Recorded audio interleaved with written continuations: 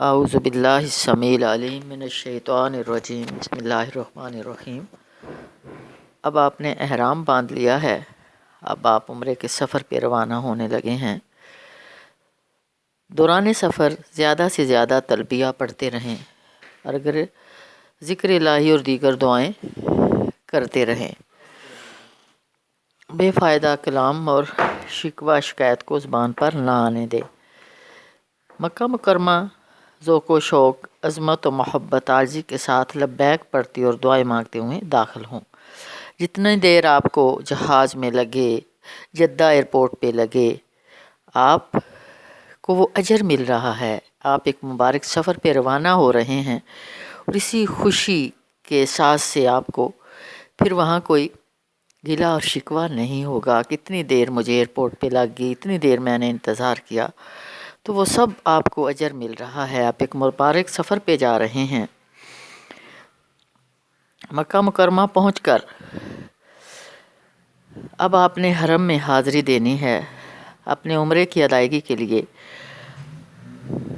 تھوڑا سا آرام کریں، کھانا کھائیں، وضو کر کے فریش ہو جائیں۔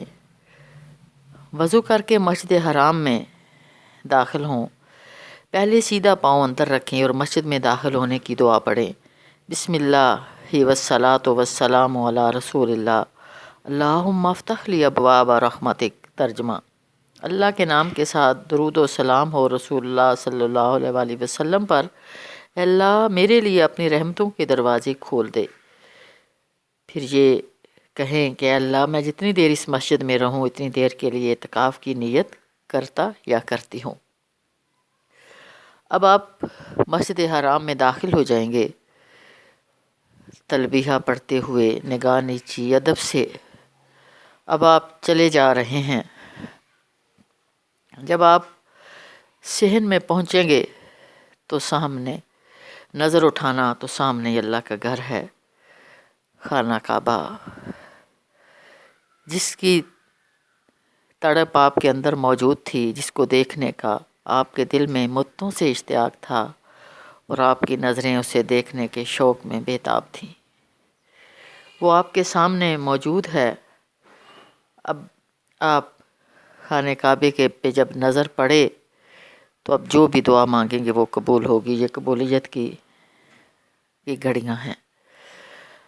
اب اپنے لیے، اپنے ایمان کے لیے، اپنے والدین کے لیے، اپنے عزیز و اقارب کے لیے، اپنے بچوں کے لیے، اپنے دوست احباب کے لیے، پوری امت مسلمہ کے لیے جی بھر کر دعائیں مانگے۔ اور سب سے پہلے یہ دعا مانگیں: اللہ میں تیرے در پہ حاضر ہو گیا ہوں، یا اللہ میرے تمام اعمال کو شرف قبولیت بخش دینا، غلطیوں اور کوتاہیوں سے صرف نظر فرمانا، میری حاضری کو قبول کر لے۔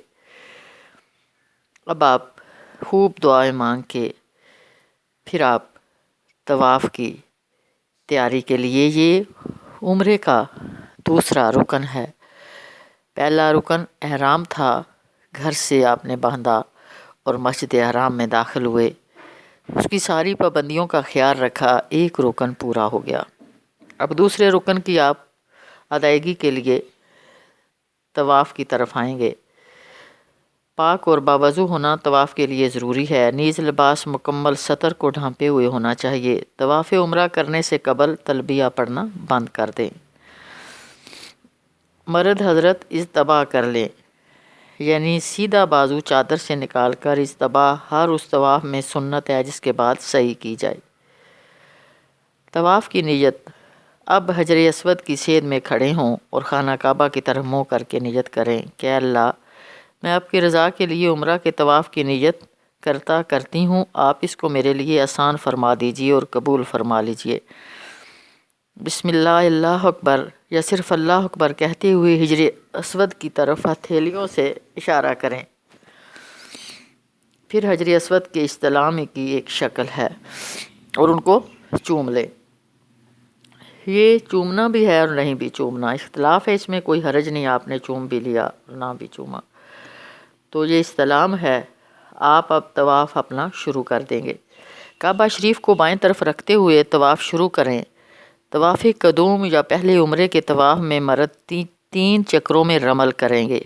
رمل سے مراد کندھے اکڑا کر تیز تیز اور چھوٹے چھوٹے قدم اٹھانا ہے۔ عورتیں رمل نہیں کریں گی، خطیم کے باہر سے طواف کریں، کیونکہ خطیم خانہ کعبہ کا اندر والا حصہ ہے۔ اگر آپ طواف کے دوران خطیم سے گزریں گے تو آپ کا طواف جو ہے وہ باطل ہو جائے گا۔ طواف کی دعائیں۔ تیسرا کلمہ۔ چوتھا کلمہ قرآن کی تلاوت یا کوئی بھی دعائیں دیکھ کر یا زبانی پڑھی جا سکتی ہیں۔ اتنی بات یاد رکھیں، دعا مانگنے میں اور پڑھنے میں بڑا فرق ہے۔ مانگنا ہے تو کسی فقیر سے سیکھو، دور تک آپ کا پیچھا کرتا ہے اور کچھ نہ کچھ لے کے چھوڑتا ہے۔ مانگنا ہے تو بچے سے سیکھو جو آپ سے 1 گھنٹے کی ضد کر کے اپنی بات منوا لیتا ہے۔ تو آپ تیسرا کلمہ مسنون ہے، سبحان اللہ والحمد للہ ولا الہ الا اللہ واللہ اکبر۔ اب آپ چل پڑیں گے، جب آپ رکن یمانی پر پہنچیں گے تو وہاں یہ دعا پڑھنا مسنون ہے، اللہم انی اسألک العفو والعافیۃ فی الدنیا والآخرہ۔ اے اللہ، میں آپ سے دنیا اور آخرت میں درگزر، معافی اور عافیت کا سوال کرتی ہوں یا کرتا ہوں۔ رکن یمانی سے حجر اسود تک یہ دعا پڑھنا مسنون ہے۔ ربنا آتنا فی الدنیا حسنۃ وفی الآخرۃ حسنۃ وقنا عذاب النار۔ اے اللہ، ہمیں دنیا کی بھلائیاں بھی عطا فرما اور آخرت کی بھی، اور ہمیں آگ کے عذاب سے بچا۔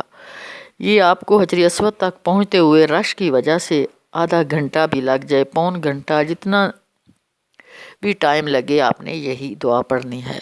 اب اس دعا کی گہرائی میں جا کے دیکھیں ہم اللہ سے کیا مانگ رہے ہیں۔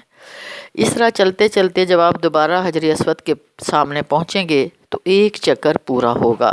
حجر اسود سے شروع کر کے حجر اسود تک جب پہنچیں گے تو 1 چکر پورا ہو جائے گا۔ 3 چکر کے بعد رمل بند کر دیں اور باقی 4 چکر اپنی عام رفتار سے چلیں۔ یہ رمل مردوں کے لیے۔ اب مرد حضرات اجتباہ ختم کر دیں، یعنی 3 چکروں کے بعد، یعنی سیدھا کندھے بھی ڈھانک لیں، یعنی وہ چادر ایسے لے لیں سر اور چہرہ ننگا رہے۔ اب آپ اسی طرح 7 چکر لگائیں گے اور ہر دفعہ ہی حجر اسود کو استلام کریں گے، اور 7 چکر جب پورے ہو جائیں تو مقام ابراہیم پر یا مسجد میں جہاں آسانی سے جگہ ملے، طواف کے بعد 2 رکعت واجب الطواف ادا کریں گے۔ پہلی رکعت میں سورۃ کافرون اور دوسری رکعت میں سورۃ الاخلاص پڑھنا مسنون ہے۔ اب آپ کا طواف مکمل ہو گیا، اس کے بعد دعا مانگیں۔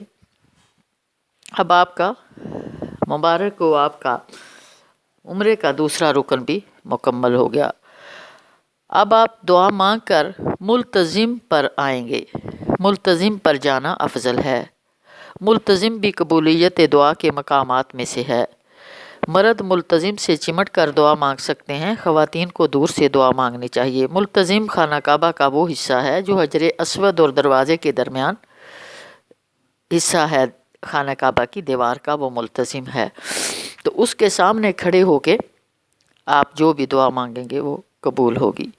اب آپ دعا مانگ کر آب زمزم کی طرف جائیں گے۔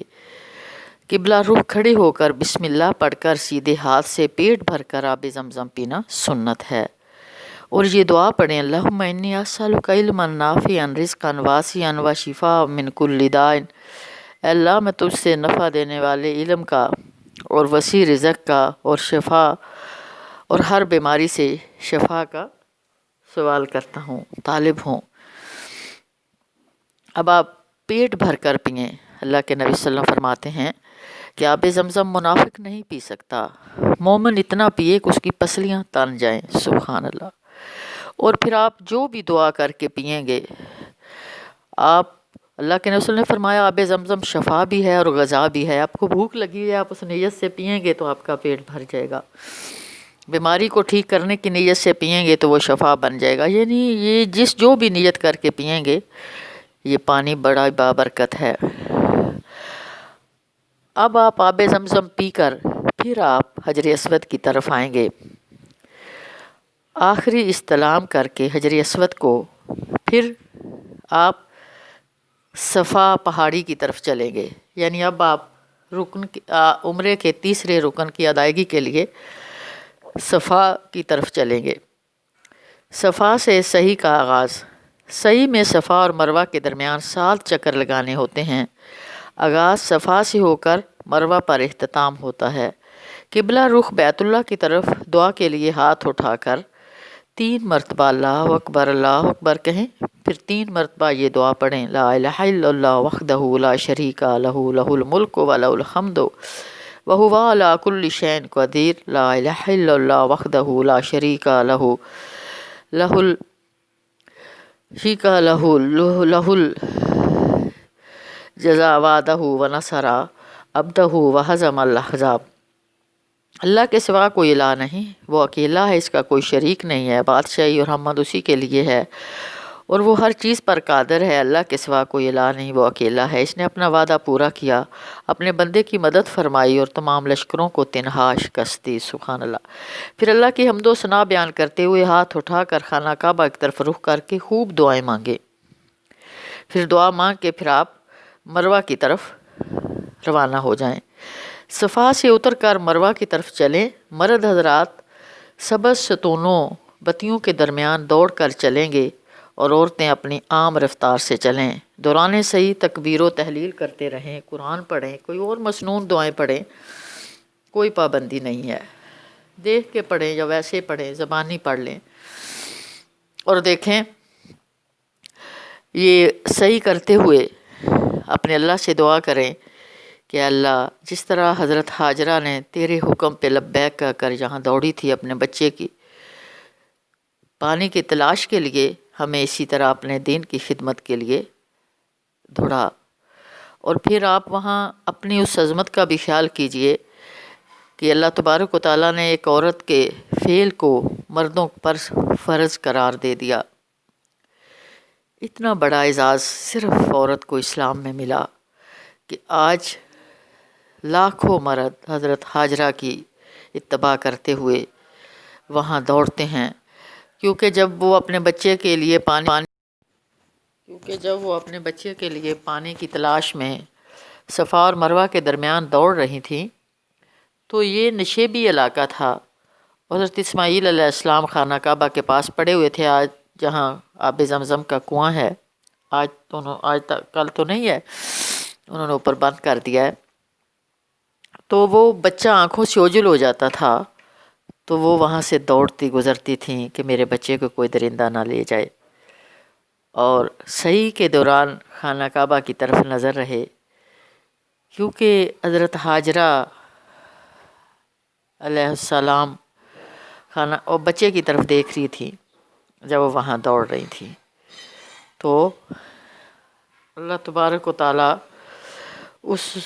اس نیک بی بی کے سارے عمل پہ غور کرتے چلے جائیں، اور اسی طرح صفا سے شروع کر کے مروہ پہ آپ کا 1 چکر پورا ہو جائے گا، اور پھر آپ 7 چکر آپ کے صفا سے شروع کریں گے اور 7واں چکر آ کے مروہ پہ پورا ہوگا۔ اسی طرح آپ ہر دفعہ مروہ پہ بھی آ کے خانہ کعبہ کی طرف منہ کر کے ہاتھ اٹھا کے دعا مانگیں گے اور پھر دوسرا چکر شروع کریں گے، اور صفا پہ بھی جب پہنچیں گے تو ہاتھ اٹھا کے خانہ کعبہ کی طرف منہ کر کے دعا مانگیں گے اور پھر دوسرا چکر شروع کریں گے۔ تو اس طرح آپ کا 7 چکر پورے ہو گئے۔ الحمدللہ اب آپ کا عمرے کا تیسرا رکن بھی ادا ہو گیا۔ اس سوچ کے ساتھ آپ یہ کریں تو انشاءاللہ آسانیاں پیدا ہوں گی۔ پھر اس کے بعد آپ نے جب صحیح کا 7واں چکر ختم ہو تو اس کے بعد آپ نے کوئی نفل نہیں پڑھنے، کیونکہ اللہ کے نبی صلی اللہ علیہ وسلم میں کوئی نفل نہیں پڑھے۔ اب چوتھا رکن ہے حلق یا قصر۔ اللہ کے نبی صلی اللہ علیہ وسلم نے حلق کروانے والوں کے لیے 3 دفعہ دعا فرمائی اور قصر کرنے والوں کے لیے 1 دفعہ۔ حلق یعنی ٹنڈ کروا دینی، پورے سر کے بال جو ہیں وہ منڈوا دینے اسرے کے ساتھ۔ عمرہ کا آخری کام یہ ہے کہ مرد پورے سر کے بال منڈوائیں یا کٹوائیں۔ اگر پہلے عمرہ کیا تھا اور سر منڈوایا تھا پھر بھی دوبارہ اس طرح پھروانا ہوگا۔ خواتین انگلیوں کی 1 پور کے بقدر بال سارے بالوں میں سے یا کم از کم چوتھائی بالوں میں سے 1 پور کے برابر کٹوا لیں، یعنی اپنے محرم سے کٹوا لیں، یا وہاں کچھ خواتین بیٹھی ہوتی ہیں جنہوں نے ایسے چادر سے پردہ کر کے جنہوں نے اپنے بال محرم سے کٹوا لیے ہیں وہ آپ کے بال کاٹے، خود آپ نے نہیں کاٹنے۔ تو یہ کیونکہ احرام سے باہر آنے کا یہ وقت ہے. اب اپنے بال کٹوا لیں. آپ کا بھائی یا شوہر جو بھی آپ کا محرم ساتھ ہے وہ اگر کاٹ دے تو وہ بھی ٹھیک ہے. اب مبارک ہو، الحمدللہ آپ کا عمرہ مکمل ہو گیا. اب احرام کی ساری پابندیاں جو تھیں آپ پر وہ ختم ہو گئیں. اللہ تعالیٰ قبول فرمائے. آمین. وآخر دعوانا الحمدللہ رب العالمین.